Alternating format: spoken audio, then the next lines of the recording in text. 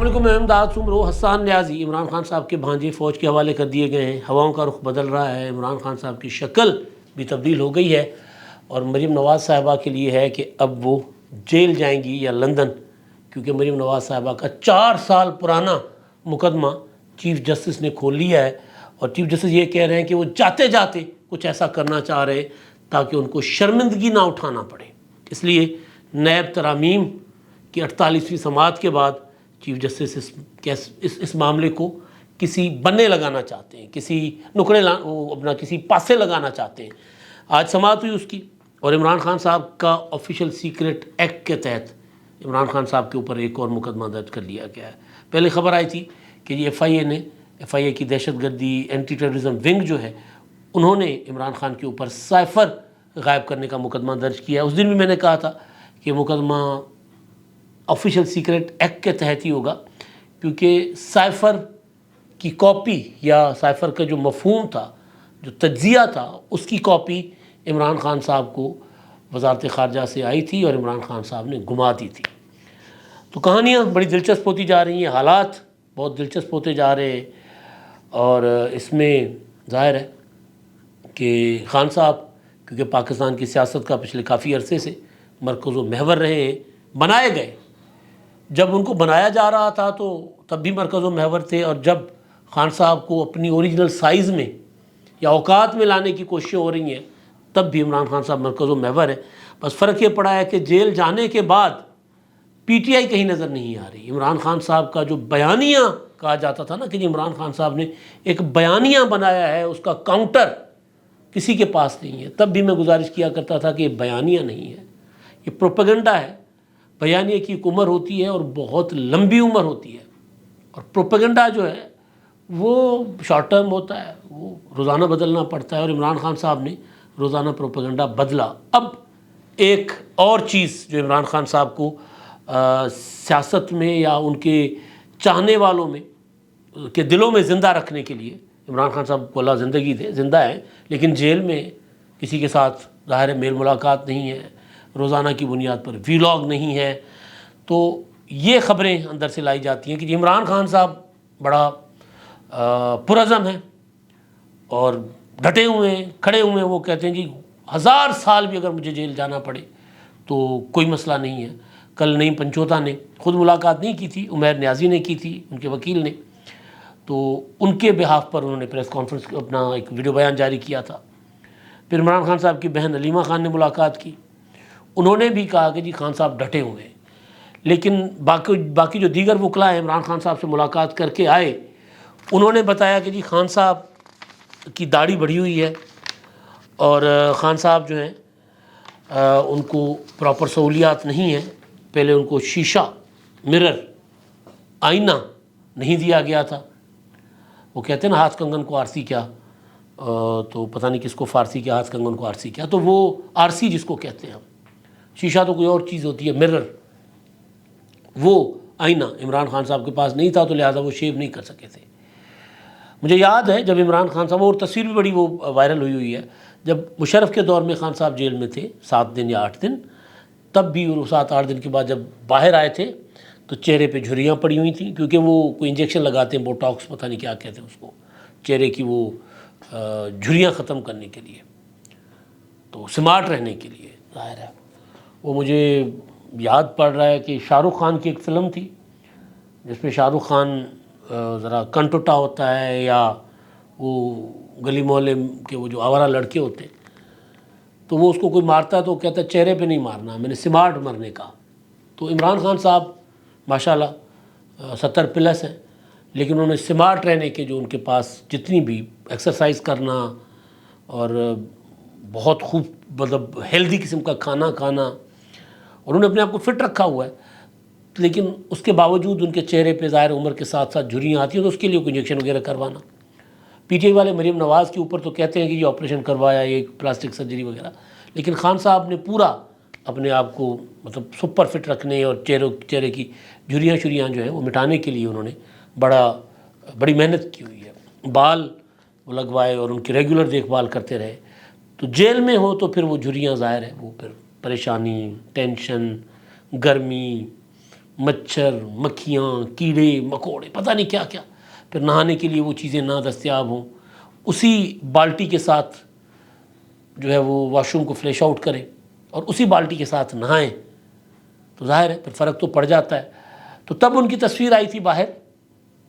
تو ان کے چہرے پہ 8-10 دن کی جتنی شیو ہوتی ہے بڑھی ہوئی داڑھی ان کی بڑھی ہوئی تھی، اور اب ان کے وکیل نے کہا ہے کہ جی خان صاحب کی داڑھی بڑھ گئی، یعنی خان صاحب کا اب وہ ظاہر ہے وہ سمارٹ، وہ کیا ہینڈسم نہیں رہے، سمارٹ تو بننے کی کوشش کی خان صاحب نے، اور خان صاحب کو اسی سمارٹنیس نے ان کو جیل بھیج دیا۔ بڑے چالاک بن رہے تھے، تو چالاکیاں ہر ٹائم تو کام نہیں آتی، تو جن ہاتھوں نے عمران خان صاحب کو کھلایا تھا انہی ہاتھوں کو عمران خان صاحب نے کاٹنے کی کوشش کی، تو پھر ظاہر ہے پھر تگڑا ہوتا ہے، تگڑے کے ساتھ اگر آپ پہلوانی کریں گے تو پھر ظاہر ہے پھر پٹھا تو پٹھا ہی ہوتا ہے نا، پہلوان ہوتا ہے۔ تو بہرحال تو خان صاحب کے لیے ایک یہ خبر ہے کہ جی وہ ان کی داڑھی بڑھی ہوئی تھی اور اب ان کو RC مل گئی ہے، آئینہ مل گیا ہے، تو آئینے میں دیکھ کر اپنا چہرہ ظاہر ہے گھبرائیں گے، پریشان تو ہو جائیں گے کہ یہ ہوں میں، کیونکہ عمران خان صاحب کے لیے ایک مشہور ہے کہ وہ صبح جب تیار ہوتے ہیں یا جب بھی جاگ کے تیار ہوتے ہیں تو اپنی بلائیں خود لیتے ہوتے ہیں، یوں کر کے نا اپنا منہ خود چوم رہے ہوتے ہیں یوں ہاتھ ڈال کے اپنے کہ میں کتنا ہینڈسم ہوں۔ تو بہرحال تو ظاہر ہے جب وہ شیشہ دیکھیں گے، آئینہ دیکھیں گے، تو پھر ان کو صدمہ تو ہوگا کہ کیا تھا کیا سے کیا ہو گیا، سندھی کا ایک شعر ہے، تو اس طرح ہو جائے گی عمران خان صاحب۔ اچھا، اب چیف جسٹس صاحب جو ہیں وہ انہوں نے تیزیاں پھڑ لی ہیں، کیونکہ آج ہم بات کر رہے ہیں 18 اگست کو، 18 اگست ہے، تو ایک مہینے سے بھی 2-3 دن کم رہ گئے چیف جسٹس صاحب کے پاس، تو انہوں نے نا یوں تھوک کے حساب سے پرانی درخواستیں لگانا شروع پٹیشنز لگانا شروع کر دی ہیں۔ اس میں سب سے امپورٹنٹ ہے نیب ترامیم، بھول گئے تھے کہیں کسی سائٹ پر لگا کر، کیونکہ نیب ترامیم عمران خان صاحب نے چیلنج کیا تھا یہ سمجھ کے کہ مجھے کوئی ہاتھ نہیں ڈالے گا، میں تو مطلب وہ ہوں مقدس گائے ہوں ایک اور، تو مجھے کوئی نہیں چھو سکتا۔ تو لیکن جب عمران خان صاحب کے خلاف مقدمات بننے شروع ہوئے، اسکینڈلز آنا شروع ہوئے، تو پھر وہ جو ترامیم کے ڈے ٹو ڈے ہیئرنگ ہوتی تھی نیب ترامیم کے خلاف عمران خان کی پٹیشن پر، وہ چیف جسٹس صاحب نے سائڈ پہ رکھ لیا کہ یار اگر میں نے پٹیشن منظور کر لی عمران خان صاحب کی اور نیب کی ترامیم اڑا لی، تو خان صاحب تو کم از کم 90 دن تو ایک مقدمے میں نیب کے حوالے ہو جائیں گے نا۔ تو اس کو 47 سماعتوں کے بعد آج مقرر کیا گیا تھا۔ آج جسٹس منصور علی شاہ صاحب نے وہی اعتراض اٹھایا جو جسٹس قاضی فائزہ صاحب ڈے 1 سے اٹھا رہے ہیں کہ جب تک پریکٹس اینڈ پروسیجر ایکٹ کا فیصلہ نہیں کرتے آپ، تب تک آپ اس طرح کے مقدمات نہیں سن سکتے۔ تو منصور علی شاہ صاحب نے کہا کہ جی یہ ہم نہیں سن سکتے مقدمہ، اس کے لیے لارجر بینچ بنانا ہوگا، کم از کم 5 رکنی۔ تو اس پر مختوم علی خان جو وکیل، ان سے پوچھا چیف جسٹس صاحب نے، منصور علی شاہ صاحب نے، تو انہوں نے بھی کہا کہ جی بالکل آپ لوگوں کو یہ مقدمہ نہیں سننا چاہیے، لیکن چیف جسٹس صاحب نے کہا کہ اگر میں اس معاملے کا فیصلہ نہ کر گیا، یہ جو نیب ترامیم کے خلاف پٹیشنز ہیں اس کو کسی سائٹ پر نہ لگا کے گیا، تو پھر یہ میرے لیے باعث شرمندگی ہوگا، کیونکہ میں تو ریٹائر ہونے جا رہا ہوں، میرے پاس وقت بہت تھوڑا ہے، یہ ضروری نہیں ہے کہ اس کیس کا فیصلہ میرٹ پر کرے، یہ بھی ہو سکتا ہے کہ اس بات کا فیصلہ ہو کہ جی یہ درخواستیں قابل سماعت ہیں یا نہیں، کیونکہ یہ درخواستیں نظر آ رہا ہے کہ چیف جسٹس صاحب بے شک عمران خان کو کوئی اور فائدہ دے سکے نہ دے سکے، ان کو رہا کروا سکے نہ کروا سکے، لیکن یہ تو کر سکتے ہیں کہ نیب کی ترامیم جو حکومت نے کی تھیں، جن کو عمران خان نے چیلنج کیا تھا، ان کو صرف اس وجہ سے چیف جسٹس صاحب عمران خان کی پٹیشن مسترد کر دیں تاکہ عمران خان پرانے جو نیب کے قوانین تھے، جن کو ساری پولیٹیکل پارٹیز کالے قوانین کہا کرتے تھے، وہ بحال ہو گئے، تو عمران خان صاحب بہت پریشان ہوں گے، اور پھر ظاہر ہے اسمبلی ہے نہیں تو نیا قانون بن نہیں سکے گا، تو خان صاحب کا پھر کیا ہوگا، پھر تیرا کیا ہوگا کالیا۔ لہٰذا بقول قیوم صدیقی کے کہ وہ تو پھر چیف جسٹس صاحب فیصلہ کر کے ہی آئے ہوں گے ذہن میں کہ اب میں نے کیا کرنا ہے۔ میں نے سعید چودھری صاحب سے بات سمجھنے کی کوشش کی تو انہوں نے کہا کہ جی یہ جو 2 ریمارکس ہیں چیف جسٹس صاحب کے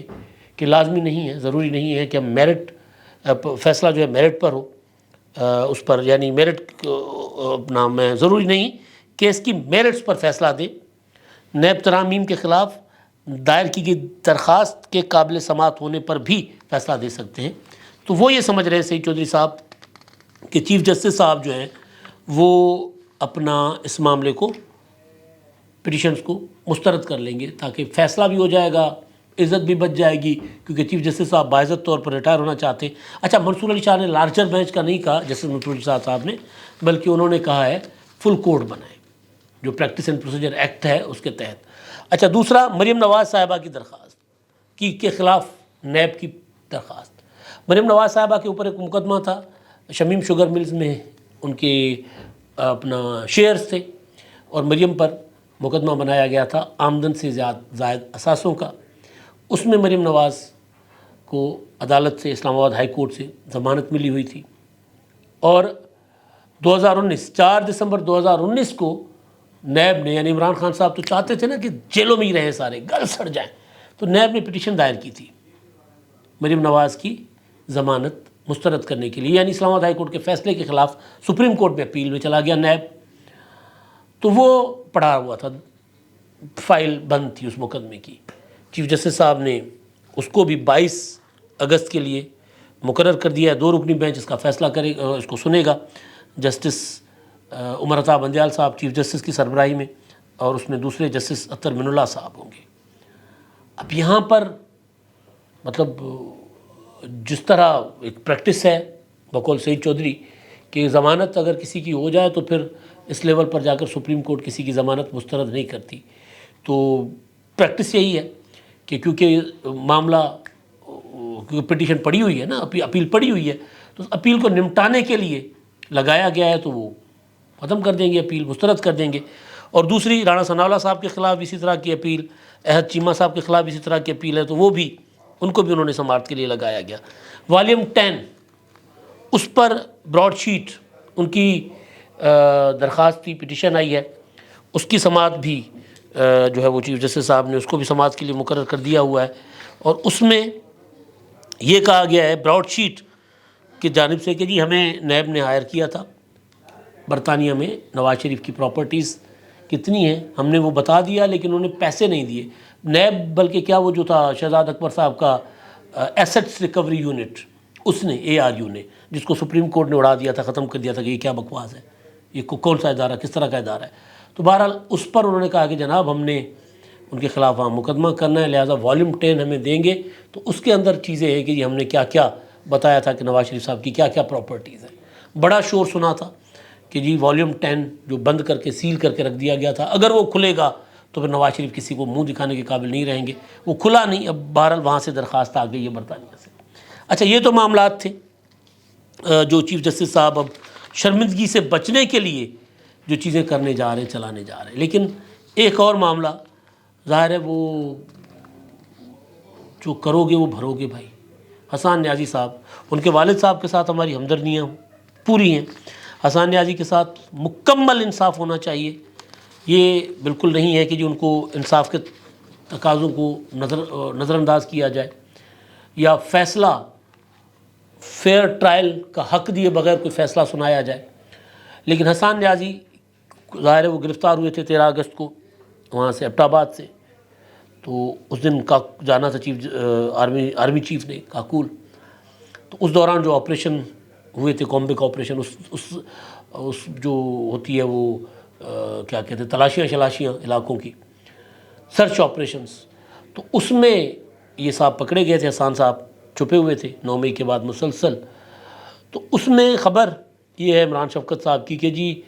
ان کو ایک میجر ان کا مخبر تھا جو ان کو بتا رہا ہوتا تھا کہ جی تم پرسکون رہو، کچھ نہیں ہوتا، ایک بتاتا تھا کہ اب یہاں سے نکل جاؤ، پتہ چل گیا ہوا گرفتار ہو جاؤ گے، تو اس میجر کی بھی مخبری ہو گئی تھی۔ تو پھر جس میجر نے ایک اور میجر نے ان کو گرفتار کیا حسان نیازی کو،